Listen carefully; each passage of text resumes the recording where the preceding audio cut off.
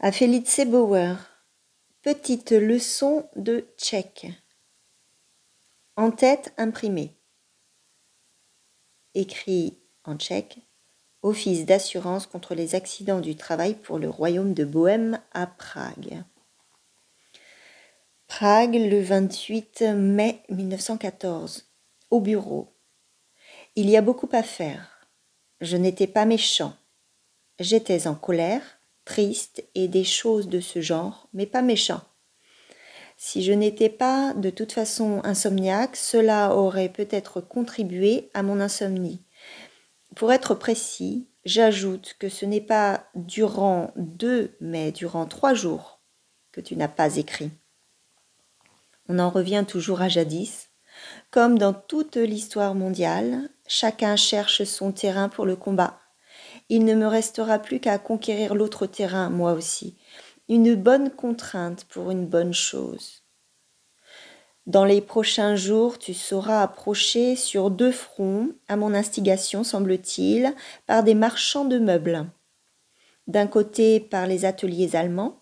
Ils m'écrivent souvent. Pour finir, j'ai dû leur répondre. Du reste, je considère que leurs meubles sont véritablement les meilleurs, je veux dire les plus convenables, les plus simples.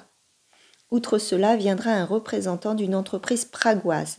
Celui-là, il faudra rapidement l'expédier vers la sortie.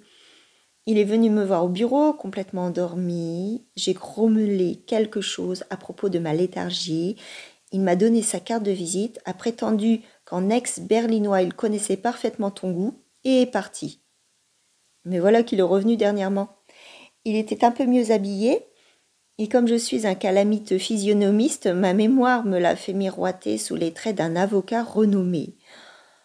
Je vais plus qu'aimablement vers lui serre la main et découvre qui il est. Il faut que tu le saches, l'entreprise qu'il représente fait des meubles extrêmement chers et surchargés. Mais du coup, je ne pouvais plus aussi facilement me transporter en acheteur récalcitrant, et puisqu'il faisait état d'un voyage à Berlin et qu'il me l'avait demandé, je lui ai donné ton adresse. Il devrait venir te voir vendredi. Il m'a également prié de l'annoncer par lettre. Un homme à qui j'ai serré si amicalement la main, je ne pouvais pas non plus lui refuser ça, mais je le fais maintenant de ma grossière façon. Salue-les tous, les tiens et les miens, et accepte un baiser sur ce visage qui m'est étonnamment cher. F.